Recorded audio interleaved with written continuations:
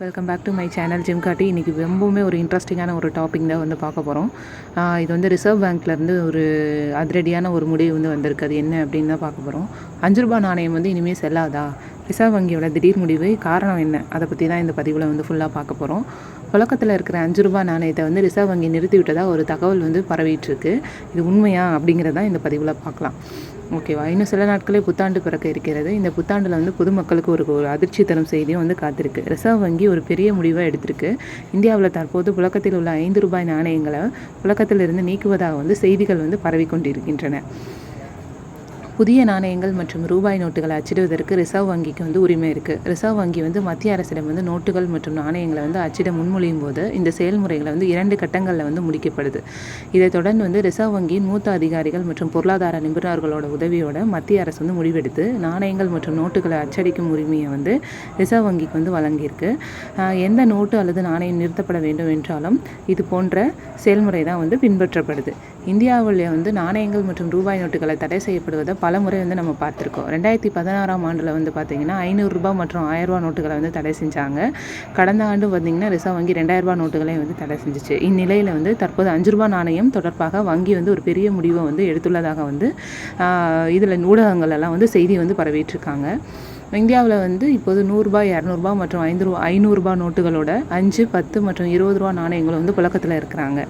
ஆனால் கடந்த சில ஆண்டுகளாக சந்தையிலிருந்து ₹5 நாணயம் வந்து மாயமாகியே வருது. நாம் அனைவரும் ₹5 நாணயத்தை பயன்படுத்தியிருக்கிறோம். இப்போது இந்த நாணயங்கள் பொதுவாக வந்து மறைந்து வருகின்றன. கடினமாக இருக்கும் ₹5 நாணயங்கள் மெல்ல மெல்ல மறைந்து அதற்கு பதிலாக மெல்லிய தங்க நிற ₹5 நாணயங்கள் வந்து அதிகமாக வந்து புழக்கத்தில் வந்து இருக்குது. பழைய ₹5 நாணயங்கள் வந்து ரிசர்வ் வங்கி ஏன் நிறுத்திச்சுன்னு தெரியுமா? ஒருவேளை அந்த நாணயங்களை வந்து ரிசர்வ் வங்கி மொத்தமாக நிறுத்திடுச்சா அப்படிங்கிறத பார்க்கலாம். கடினமான ₹5 நாணயங்களை நிறுத்தப்படுறதுக்கு ஒரு முக்கிய காரணம் அதோட உற்பத்தியில் பயன்படுத்தப்படும் உலோகத்தை உருக்கி 4-5 பிளேடுகளாக வந்து உருவாக்கணுமா. அப்படி உருவாக்குறது வந்து பார்த்திங்க அப்படின்னா ₹5 மேலே வந்து அதோட செலவு வந்து வருது. இதன் காரணமாக வந்து இந்திய அரசும் ரிசர்வ் வங்கியும் இந்த ₹5 நாணயங்களை வந்து அரசு வந்து நிறுத்தியிருக்கிறது. ஒரு நாணயத்தோட விலை வந்து அதன் முக மதிப்பை விட அதிகமாக இருந்துச்சு அப்படின்னா அந்த நாணயங்கள் அல்லது நோட்டுகளை வந்து புழக்கத்தில் இருந்து அகற்றப்படும். உதாரணமாக ஒரு நபர் வந்து ₹5 நாணயத்தை உருக்கி 5 பிளேடுகளை உருவாக்கி பின்னர் வந்து ஒரு பிளேடுக்கு ₹2 அப்படின்னு விற்றாங்க அப்படின்னா மொத்தம் வந்து ₹10 வருமானம். நாணயத்தில் உள்ள உலோகத்தோட உலர்ந்த மதிப்பு வந்து அதன் பண மதிப்பு வந்து மீறுகிறது.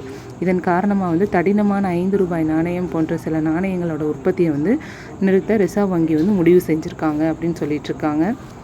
இதற்கான அதிகாரப்பூர்வ அறிவிப்பு வர வரைக்கும் நம்ம வந்து காத்திருக்கலாம். கண்டிப்பாக வந்து இந்த அறிவிப்பு வந்து 2025 வந்து நம்மளுக்கு வரும் அப்படிங்கிறதும் நம்ம வந்து எதிர்பார்த்துட்ருக்கோம். ஓகேவா? இந்த மாதிரியான தகவல்களுக்கு என்னோடய சேனலை வந்து தொடர்ந்து பாருங்கள். அதுக்கப்புறம் வந்து மறக்காமல் வந்து இந்த தகவலை வந்து உங்களோட நண்பர்கள் அனைவருக்கும் வந்து பகிர்ந்துக்கோங்க. இந்த மாதிரி கரண்ட்டான அப்டேட்ஸ் எல்லாம் தெரிஞ்சுக்கணுன்னா பக்கத்தில் இருக்க அப்படியே இந்த பெல் ஐக்கானையும் வந்து கிளிக் பண்ணிக்கோங்க. அப்போ தான் நான் போடுற வீடியோஸ் எல்லாமே மறக்காமல் உங்களுக்கு வந்து நோட்டிஃபிகேஷன்ஸில் வரும். மறக்காமல் என்னோடய சேனலை சப்ஸ்கிரைப் பண்ணுங்கள். சேனலுக்கு ஆதரவு கொடுங்க. Thank you friends.